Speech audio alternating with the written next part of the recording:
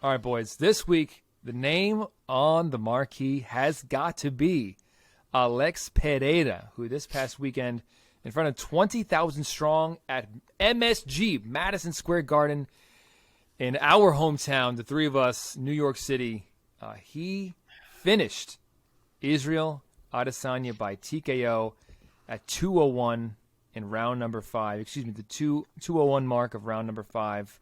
Mark, let me start with you. What was your take on Pereira getting it done late over Adesanya? What was your reaction? What a fight. What a story being told between these two guys that may not be over as of yet. I will save the main thing I want to discuss for last, which, spoiler alert, it's the stoppage. But this was a great fight. I enjoyed it the whole way through. I loved seeing the clash of technique between these two and the different styles in their kickboxing. I loved seeing Izzy walk that tightrope and seeing Pereira bounce back from almost being finished in the first round and him tough it out the way he did.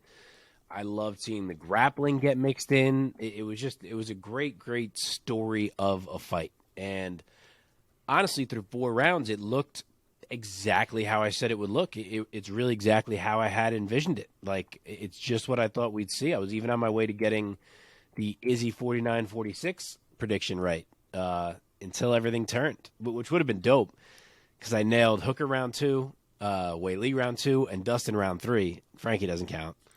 So it would have been a hell of a card if I could have nailed the 49-46. But anyway, it was going great until it wasn't going great. Izzy said that he did hurt his foot on that spot where Pereira checked the kick and he stumbled backwards. And that once it was hurt, he couldn't really feel it that well and it was kind of dragging. And that's what made him suddenly be, unable to escape and evade against the cage the way he had been in the prior 4 rounds. But one way or another, he gets clipped, the whole fight changes, and, even if it didn't get stopped there, maybe it's a 10-8 round and the fight's a draw. It could have gotten very interesting scoring-wise if we saw that thing continue, but it was stopped. Alex Pereira does it again, stopping Izzy in a fight that he was losing, and it just feels like he somehow has Izzy's number. But to get to the stoppage now, I hated it. I hated it so much to the point that it almost ruined the entire fight for me. And like I said, I was really, really enjoying the fight. And then I just feel like I got robbed of an ending. Like, give me Pereira battling back in a fight that he's losing and truly dropping or badly wobbling Izzy so he's on Queer Street and the fight getting called. And I'm so impressed. And what a story it is. Or give me Izzy somehow weaving and a couple more don't land and he finds his spot to slip out to the side or he manages to clinch and who knows what happens from there and he survives and we go to the cards and we're talking about the scorecards now and I'm so impressed by Izzy surviving and who knows who actually wins on those cards. Either of those things would have been great and it would have made it a great fight. Instead, I get neither of those things and it just feels like we got kind of robbed of an answer. And I have had plenty of debates with people since this fight happened who thought that it was a justified stoppage. And I'm sure there's going to be a million people giving me shit in the comment section when this one gets posted about, oh, you must want Izzy to die and blah, blah, blah, blah, blah. But I will die on this hill because I hated that stoppage, and you're not going to convince me otherwise. And I'm going to give you multiple reasons why. And for what it's worth, I've spoken to 3 fighters in this time period. I don't know a million. I've spoken to 3. All 3 of them hated the stoppage. So factor that in from a fighter's perspective. Yeah. Number 1, it is Izzy's 25th MMA fight, and he has never been finished one time. And he showed you plenty of times, specifically in the Kelvin Gastelum fight, how good his chin is and how deep he can dig in spots like that to survive. Number 2, he is moving his head. He is literally weaving his head. Yeah, his hands aren't up, but he is weaving his head back and forth. That's not a wobble. No one wobbles like that. He is swinging his head with an up and down, side-to-side motion, weaving it because he is still mentally in it. I'm not saying that he's not hurt in the moment. I'm certainly not denying that. He's hurt as shit, but he is in the fight. If we stopped fights whenever guys were hurt, we'd have about 1 million different results throughout the history of MMA. he is conscious of the shots that are coming, and he is weaving his head, trying to survive, trying to find a moment to clinch or to escape or whatever else. And point number 3, it's for the damn title, man. It's a fight with an enormous story going into it. And if you're going to take Israel Adesanya's title from him, you're the ref. You're the person who gets to make that choice of, you know what? The title's on this man's waist, and I'm going to make a call right now that's going to put it on someone else's waist.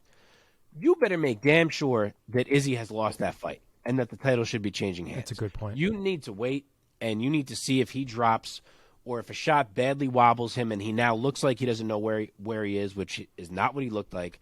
You can't just take that belt away from a man who is still weaving his head and who's able to look right up at you and say, dude, I'm fine. What are you doing? So I hated everything about the stoppage. Would Pereira have put him down 10 seconds later? Maybe. Maybe he would have. And what a damn story that would have been if we got to see that. And what a more definitive result and changing of the guard it would have been. But we didn't get to, and we'll never know. So that's my take. Let's bring Omar in. Omar, give us your reaction to the fight overall, as well as your reaction to how that fight ended.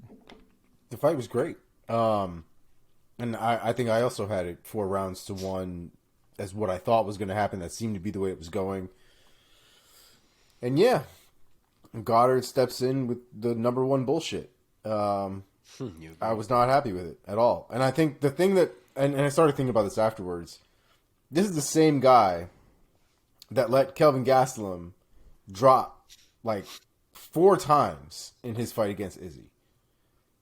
Kelvin Gastelum went ragdoll at least twice in that fight, and Mark Goddard let it go on. Eventually, he did stop it once Kelvin Gastelum was like on 8 different sides of Queer Street. Izzy was still on his feet. Izzy never at one point dropped, and when he did drop, he dropped because he stumbled, not necessarily because he was cracked in that moment, right? He was fucked up. No one's going to deny that he was not doing well in that moment. He was definitely hurt. He had definitely been rocked. But I don't know. That wasn't a position where a fight, in my opinion, should have been stopped. I do feel like if this was a boxing match, there might have been more of a rules are totally argument, right? Mm-hmm. If this was a pure boxing match, but it's not. And Izzy was definitely, in my opinion, still in there for whatever that part is worth. Like Mark said, another couple seconds probably could have been completely different. Probably could have been exactly the same. We could say the same thing about the first round too. A couple seconds later, and Izzy could have completely knocked out Alex Pereira cold. Oh my god. The first round though, that's just the game. This ending of this fight though is just it's nonsense. Yeah, the end of the first round wasn't anybody's fault. It wasn't Goddard's fault. It was just the clock was done. Yeah. And if there was, I think, 5 more seconds, I think he would have knocked him out.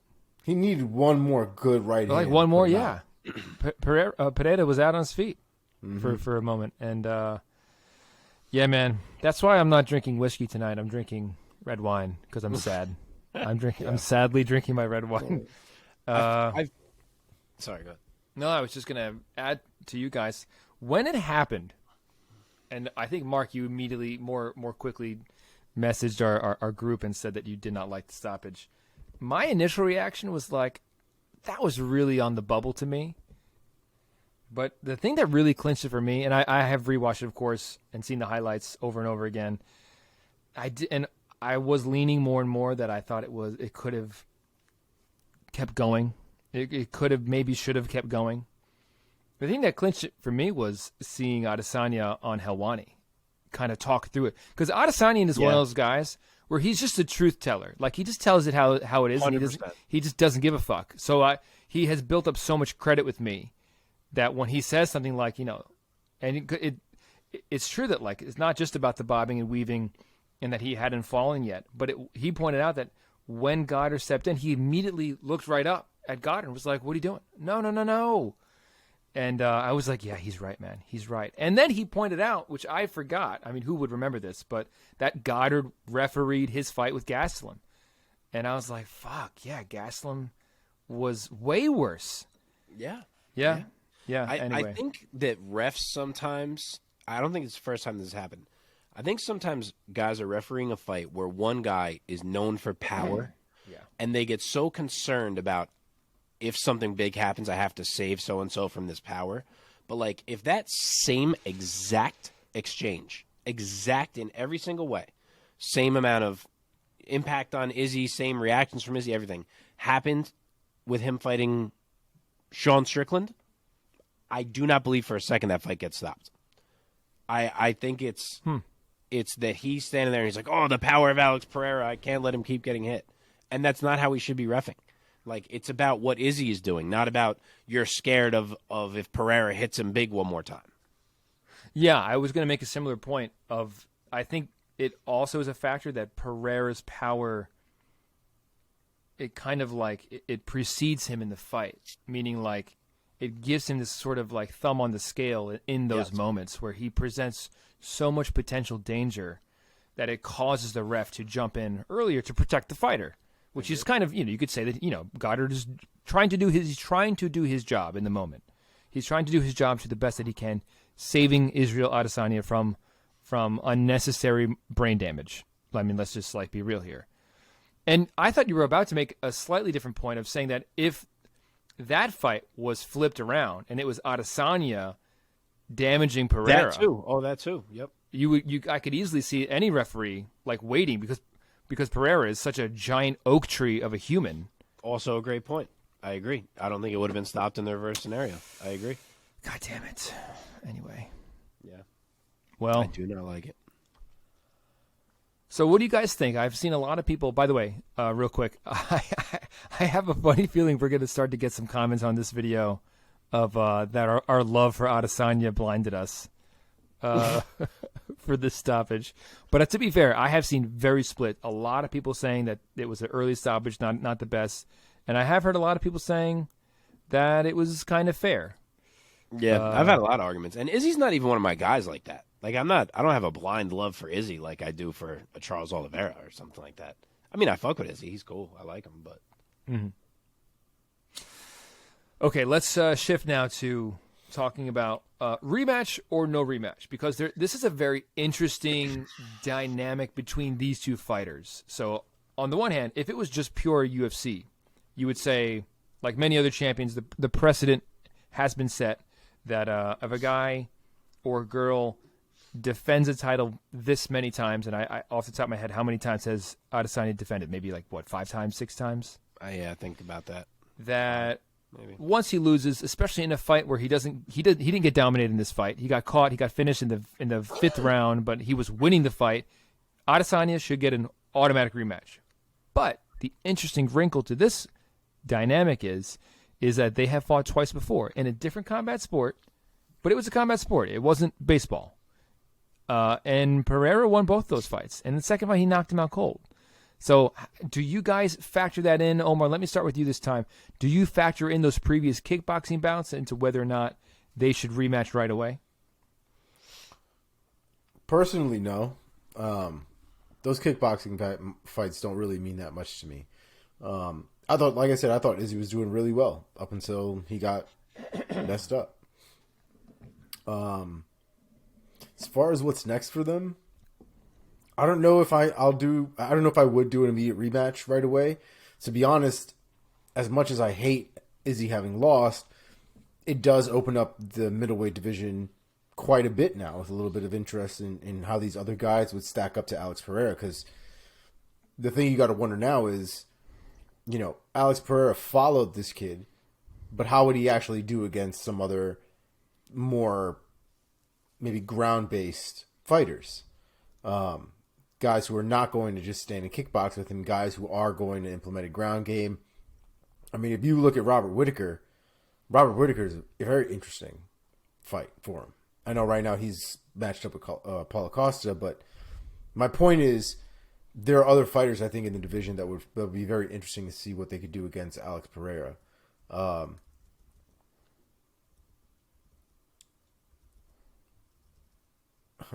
I don't know if you do a rematch right away. The problem is I don't know if anybody else is as exciting for the casual as far as selling and things like that. And everybody else pretty much has something lined up. So I don't think we'll see anything until next year. But when we do, I would imagine whoever wins the Robert Whittaker Paulo Costa one is probably going to get the next shot. Nice. That would be sick. Mark, what about you? What do you think? I think it's got to be an immediate rematch. Personally. I think the story's there. I think the buzz is there. I think you want to capitalize on that. I do think Izzy deserves it. Same for me. I get it. It's 3-0 in their actual fighting career, but the kickboxing fights don't factor in for me. It's the guy defended his belt 5 times. To me, that's enough that you should be getting an immediate rematch, especially same scenario. It's funny, him and Usman, same scenario, winning the fight the whole time, finishing the 5th round. Yeah. But, yeah, also for kind of what Omar said, except I think that's why it should happen, is that Whittaker and Costa don't fight till February. So, A, you got to wait if you're going to give it to whoever wins that fight. B, say it's Whittaker, right? That's probably who I'm going to pick in that fight. And you say, okay, Whittaker, we're going to give the title shot first. We're going to have Izzy wait. Whittaker might very well handle Pereira. Like, he might just take him down repeatedly. And then you lose your chance to do Pereira Izzy again. So I think you don't want to do that. I think you want to get one more. If Pereira wins again, then you can say, oh, who's going to beat Pereira? And then you are able to set up a Whittaker fight or whoever. So I think you want to strike first on that rematch. You think a guy like a Whittaker would be a more interesting matchup than Adesanya for Pereira? Or do you think he would just get squashed? I'd pick Whittaker. I'd pick Whittaker over Pereira. Well. Oh, I'd pick a lot of these guys over Pereira. Really? Why? Tell me. You talk about this. I mean, Izzy handled him on the ground for an entire round, and Izzy doesn't even have ground game. This is one of those Ngannou gone moments where it was just not something that Izzy does in his game, and yet Pereira showed a vulnerability to it. I think Whittaker kind of trounces him all over the ground, if we're being honest. We do have to put it out there, though. I love Whittaker. He just had an interview where he was talking about the size of Pereira. And he's like, this man is massive. I've stood across the cage from Israel Adesanya. I know how big Izzy is. Izzy's not small. Izzy's a big dude. And he made Izzy look tiny in that cage. And he very well did. Yeah, he's a little bit of a weight bully.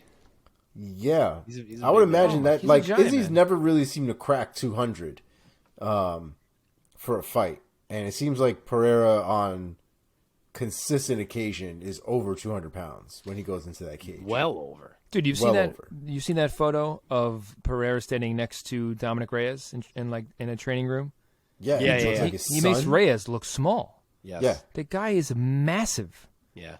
Yeah. That'll tell you one of two things. Either Pereira is too big or Reyes is too small for a light heavyweight. One of two things. He doesn't seem like he's too small. Yeah, he for doesn't light seem it, heavyweight. man. We'll get to him. Pereira, I think, is just one of these guys. Some of these guys just have bodies that are able to shed weight. Like, it doesn't make any sense. Like, he shouldn't be able to cut to 185, but somehow he does. I wonder how much longer he's got, though, because that's not forever. It can't be forever, man. It can't be. I mean, he does get pretty gaunt for his weight cuts. Yeah, he But, does. He seems like he's more of a natural 205er, which is I why agree. I he's would so imagine fucking so, massive. yeah. He's massive, man. Which is why I kind of balked at your like immediate taking Whittaker over Pereira. Yeah. Because I I, mean, I think get it. he would really dwarf Whittaker. Whittaker's is he even 6'1"? I don't even know. I don't even think so. I think he's like 6 foot. Yeah, and that's what I'm saying, man. And Yeah, there were I mean, moments in the clinch where Adesanya was clinching Pereira and tried to like pick him up and like didn't and like couldn't because Pereira's so huge. Well, Izzy was also playing a Muay Thai game with him. He was playing a kickboxing game in the clinch with him that he did. He doesn't play that shit when he fights other people. He was doing way more hand fighting, way more bicep control, way more knees to the body than he normally does. There were moments in that fight where he was playing into the kickboxing game that him and Pereira have had before. We could argue whether that was the right way to go or not, but it was very different than what he had done in the past with other people. Yeah. Yeah. Yeah. I do want to say I have loved how Izzy has been handling this loss. He's the man, Like, dude. He has handled it like an absolute pro. I love his whole mindset. And I still believe he can take this belt back. If he had 5 more seconds in round 1, like we said, he would have had a round 1 knockout. So he's certainly capable. Yeah, man, absolutely. You're absolutely right.